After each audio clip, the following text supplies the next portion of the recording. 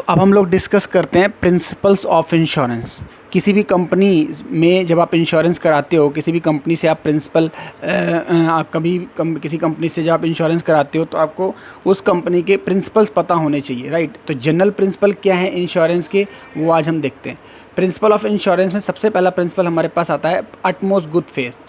Principle of utmost good faith, इसका मतलब क्या है? Disclosure of information. इसको शॉर्ट में हम कह सकते हैं disclosure of information.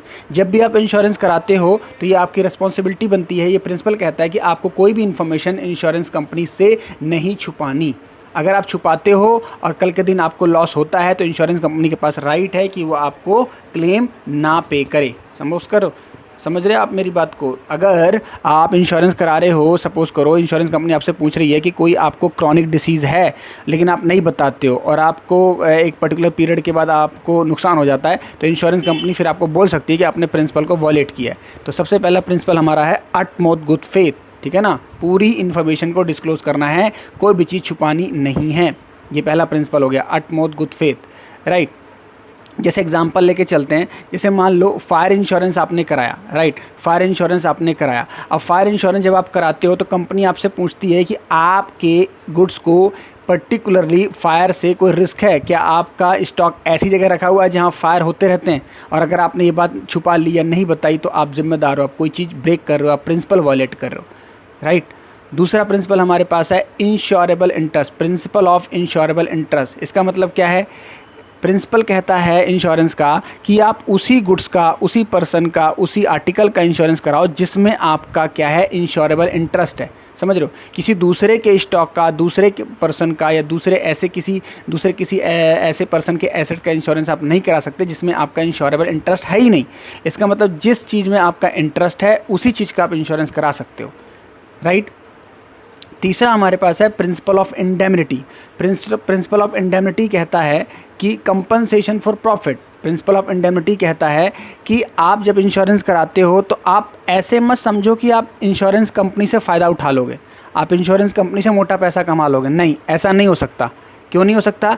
Insurance company आपको प्रॉफिट नहीं देगी, आपको कंपनसेट करेगी। सपोज़ आपको बहुत बड़ा लॉस हो जाता है तो आपको उतना अमाउंट प्रोपोर्शनेट जो भी आपका इंश्योरेंस वैल्यू रखी जाएगी उतना आपको लॉस पे किया जाएगा। आप इस तरीके से इंश्योरेंस नहीं कराओ कि कल के दिन मेरी स्कूटी जल जाएगी और मुझे अच्छा खासा पैसा मिलेगा। नहीं, इस थिंकिंग से इंश्योरेंस नहीं कराया जाता है। इंश्योरेंस सब्जेक्ट मैटर ऑफ एक तरीके से क्या है? रिस्क शेयरिंग है, राइट। इंडेमनिटी का प्रिंसिपल यही कहता है। इंडेमनिटी मतलब होता है सुरक्षा। उसके बाद हमारा प्रिंसिपल है doctrine of causa proxima. Doctrine of causa proxima, ये बहुत ही इंपॉर्टेंट प्रिंसिपल है क्योंकि आजकल क्या है, लोग इंश्योरेंस कराते हैं और गुड्स में जो डिस्ट्रक्शन हुई है वो मल्टीपल रीज़न से हो गई है।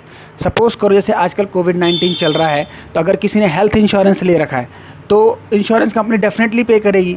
लेकिन सोचो कोविड-19 का आप कह रहे हो कि किसी की डेथ हुई कोविड-19 से, लेकिन पता चला कि उसने रनिंग करी थी मास्क पहन के। इसका मतलब उसकी जो है रनिंग, उसको डिसीज़ जो है कोविड-19 नहीं हुआ, उसने रनिंग करी मास्क पहन के और उसकी जो है ब्रीदिंग प्रॉब्लम हो गई, उसको जो ऑक्सीजन की प्रॉब्लम हो गई। मास्क पहन के रनिंग तो नहीं करना चाहिए, सबको पता है, राइट। तो कॉसा प्रॉक्सिमा क्या है? अगर आपको लॉस हुआ एक से ज़्यादा रीज़न की वजह से तो जो डोमिनेंट रीज़न होगा, जो डोमिनेंट मेन रीज़न होगा जिसकी वजह से आपको लॉस हुआ है, उसको रीज़न को पता करके आपको उस चीज़ के लिए दिया जाएगा हर्जाना। अगर वो लॉस कवर नहीं है तो आपको फिर कंपनसेशन नहीं मिलेगा। बात समझ में आती है आपको?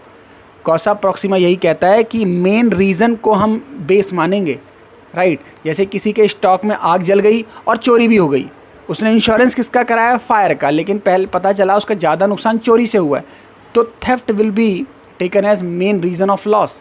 समझ रहे हो? तो ये है कॉसा प्रॉक्सिमा का प्रिंसिपल। फिर एक प्रिंसिपल है doctrine of subrogation. Doctrine of subrogation, subrogation का मतलब है ट्रांसफ़र ऑफ ओनरशिप। क्या है सबरोगेशन? है सपोज़ करो आप व्हीकल का इंश्योरेंस कराते हो, आपके पास गाड़ी है और गाड़ी का एक्सीडेंट हो जाता है और आपको कंपनी क्या पे करती है? इंश्योरेंस का अमाउंट पे कर देती है। तो वो गाड़ी जो है, अगर वो जो भी वो बच गई, जितना उसका परसेंटेज उसको उसकी लाइफ बची है, तो वो किसकी हो जाएगी? अब इंश्योरेंस कंपनी की हो जाएगी। आप दोनों चीज़ क्लेम नहीं कर सकते कि मुझे स्कूटी भी दीजिए और मुझे पैसे भी दीजिए। नहीं, इंश्योरेंस के बाद अगर गुड्स डैमेज होता है, चोरी होता है, और चोरी होने के बाद अगर वो गुड्स मिल जाता है तो वो किसकी हो जाएगी? गुड्स अब इंश्योरेंस कंपनी की, क्योंकि आपको उसका डैमेज मिल चुका है, राइट। ये प्रिंसिपल ये कहता है डॉक्ट्राइन ऑफ सबरोगेशन। राइट। उसके बाद हमारे पास है doctrine of contribution. Doctrine of contribution का मतलब क्या है, आजकल लोग क्या करते हैं, मल्टीपल कंपनी से इंश्योरेंस करा लेते हैं, समझ रहे हो। किसी पर्सन ने इंश्योरेंस करा लिया LIC से भी इंश्योरेंस करा लिया, HDFC प्रूडेंशियल लाइफ से भी करा लिया, ICICI प्रूडेंशियल लाइफ से भी करा लिया। अब उसे क्या लगता है कि उसको 2 गुना अमाउंट मिलेगा, 2 गुना अमाउंट, मतलब 1 लाख की स्कूटी ख़राब हुई उसको मिलेंगे 2 लाख रुपए, क्योंकि 1 लाख वो सोच रहा है LIC देगी और वो, ऐसा नहीं है, ऐसा नहीं है। अगर आपको ने इंश्योरेंस करा रखा है 2 कंपनी से, तो रिस्क को क्या किया जाएगा, प्रोपोर्शनेट बांट दिया जाएगा। यानी जितना अमाउंट आपका एश्योर्ड होगा, उस प्रोपोर्शन के लिए आपके डैमेज को आधा बियर करेगा कौन, LIC, और आधा बियर करेगा ICICI प्रूडेंशियल लाइफ। मतलब आपके लॉस को डबल इंश्योरेंस अगर आप कराते हो, तो आपके लॉस को इंश्योरेंस कंपनी उसके प्रोपोर्शन में बांट लेंगी और फिर आपको कंपनसेट करेंगे। क्लियर, ये भी हमारा हो गया प्रिंसिपल ऑफ कंट्रीब्यूशन।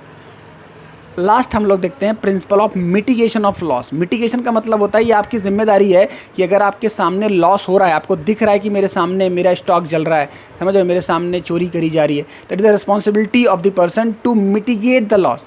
कोशिश करो कम से कम नुकसान हो, अपनी आंखों से नुकसान हो तब मत देखो कि आपने इंश्योरेंस करा रखा है। अगर ऐसा आप करते हो, अगर ऐसा पाए जाते हो, तो ये गलत है, आप प्रिंसिपल वॉलेट कर रहे हो, आपको राइट नहीं है क्लेम करने का लॉस, राइट।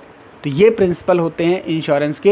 ये प्रिंसिपल हमें जनरल नॉलेज के तरीके से ही पता होने चाहिए कि जब भी हम इंश्योरेंस कराने जाते हैं तो हमारी क्या जिम्मेदारी बनती है। वरना फिर क्या होता है कि लोगों को क्लेम नहीं मिलता और उनको लगता है कि हर इंश्योरेंस कंपनी क्या करती है, फ्रॉड करती है। फ्रॉड नहीं करती। जब आप कोई कॉन्ट्रैक्ट साइन करते हो इंश्योरेंस का, तो उसमें ये सारी टर्म्स लिखी होती हैं। तो इसी टर्म्स को हम प्रिंसिपल ऑफ इंश्योरेंस कहते हैं, जो हर कंपनी के लिए एक रेगुलेटरी बॉडी है, उसको हम बोलते हैं IRDA। क्या बॉडी है? IRDA, insurance regulatory development authority, जो गाइडलाइंस बनाती है इंश्योरेंस बिजनेस के लिए। ये हमारा हो गया प्रिंसिपल ऑफ इंश्योरेंस।